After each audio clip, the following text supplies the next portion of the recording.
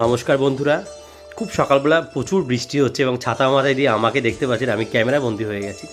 এসছি আমাদের গ্রামের ঠিক মানে অপোজিট সাইডে, এখানে জলাশয় আছে প্রচুর, সেখানে কিন্তু মাছ প্রচুর পরিমাণে হয়, প্রতি বছরই হয়। এবং সেই রাস্তাতে ফাইনালি নেমে পড়েছি, দেখতে পাচ্ছেন সকাল টাইমের দিকে। আর সকালের দিকে এই যে দৃশ্যটা সামনে দিয়ে দেখতে পাচ্ছেন, যেটা অত্যন্ত সুন্দর লাগছে। তা চলুন মাছ কীরকম হয় একটু আপনাদেরকে দেখাই। এবং বৃষ্টি ঝমঝমি পড়ছে, মাথায় কিন্তু ছাতা দেওয়া আছে। দেখতে পাচ্ছেন এখানে ব্যাশাল পাতা আছে, এগুলো মাছ অনেক সঙ্গে একসঙ্গে অনেক মাছ এখানে ওঠে। তো ফাইনালি সেই জায়গাটায় চলে এসেছি।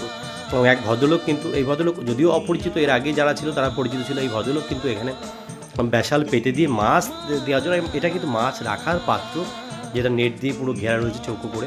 এখানে দেখুন ওই ভদ্রলোক কিন্তু এই মাছ এবার তুলবে, কিন্তু মানে জালটা তুলবে, তোলার সেই মুহূর্তটা আপনাদের সামনে রেখেছি। কীরকম টাইপের মাছ হয় দেখি। যদিও সবই বর্ষার সবে শুরু হয়েছে এবং ঝমঝম করে বৃষ্টি পড়ছে, সেই মুহূর্তে কিন্তু আমি পৌঁছে গেছি ওখানে। তো মাছ ঝাড়ছে, খুব বেশি মাছ পাইনি, সামান্য সামান্য মাছ পেয়েছে। এবং যখন মাছটা ফাইনালি তুলছে, তখন দেখুন ঝমঝমিয়ে বৃষ্টি নেমে গেছে, সেই মুহূর্তটা আপনারা দেখতে পাচ্ছেন।